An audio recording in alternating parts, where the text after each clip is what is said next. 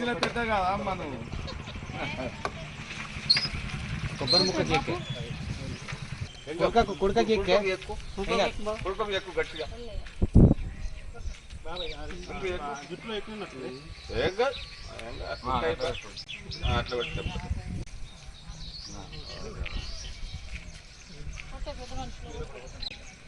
కొట్టు నువ్వు కొట్టాలి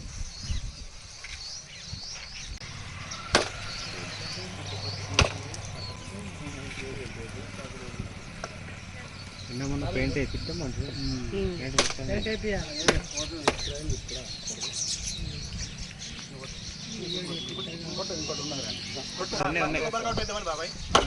కొబ్బరికాయ కొట్టి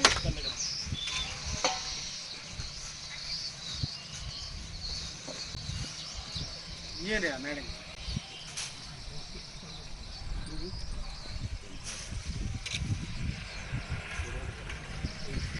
మంచికొకటి తీసి మంచికొకటి మంచికొకటి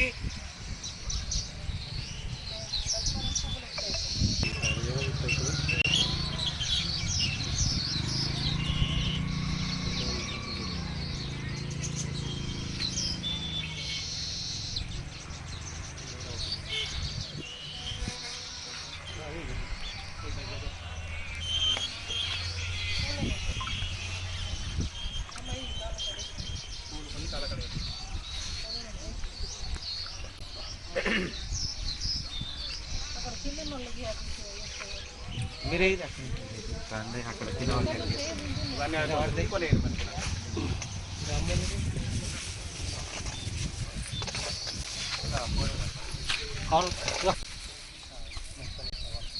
అందరూ ఇట్లా వచ్చి నిల్చుంటే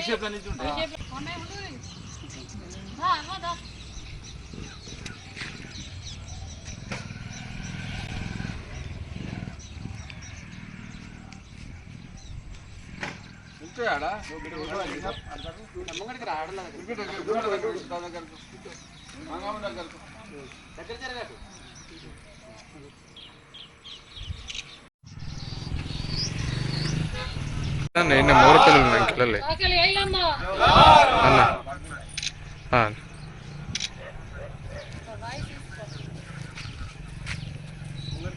సరే ఐలమ్మ వర్ధంతిని పురస్కరించుకొని జగిత్యాల రూరల్ మండల్ గ్రామంలో మోరపల్లి గ్రామంలో చాకలి ఐలమ్మ విగ్రహానికి ఇక్కడ ఉన్నటువంటి మరి రజక పెద్ద మనుషులు మా మహిళా తల్లులు మోరపల్లి గ్రామస్తులు ఇటు చలిగల్ గ్రామస్తులు తాడిపల్లి గ్రామస్తులు అందరం కూడా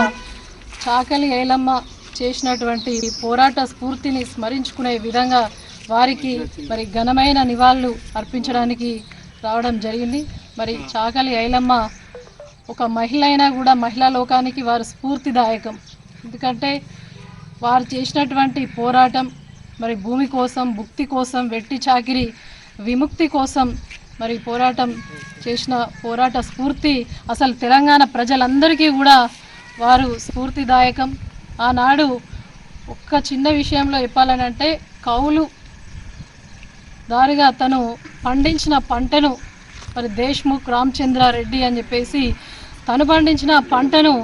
మరి తీసుకెళ్ళడానికి ప్రయత్నం చేయగా మరి అడ్డగించి మరి ఆనాడు ఎవరు పండిస్తే వారికే సొంతం ఆ పంట భూమి అని చెప్పేసి మరి తెగువను చాటి చెప్పి ఈనాడు బానిస సంఖ్యల నుంచి నిజాంకు భూస్వాములకు వ్యతిరేకంగా పోరాటం చేసినటువంటి చాకలి ఐలమ్మ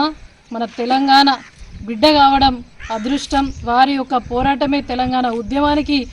ఊపిరిగా మరి తీసుకోవడం జరిగింది. గౌరవ ముఖ్యమంత్రిగా కేసీఆర్ గారు తొలి ముఖ్యమంత్రిగా ఉన్నప్పుడు చాకలి ఐలమ్మ జయంతి కానీ వర్ధంతి కానీ మరి ప్రభుత్వంగా అధికారికంగా మరి చేయడం నిజంగా కూడా మాలాంటి మహిళలకు మరి అటువంటి పోరాటం చేసినటువంటి ఎప్పుడో పోరాటం చేసి మేము పుట్టక ముందు అటువంటి వారి గురించి తెలుసుకోవాలనే ఒక భవిష్యత్ తరాలకు అందించాలనే ఒక తపనతోటి కేసీఆర్ గారు చాకలి ఐలమ్మను గుర్తించడం జరిగింది. మరి అదేవిధంగా బాంఛన్ కాల్ ముక్త అనే బానిస సంఖ్యల నుంచి విముక్తి చేసినటువంటి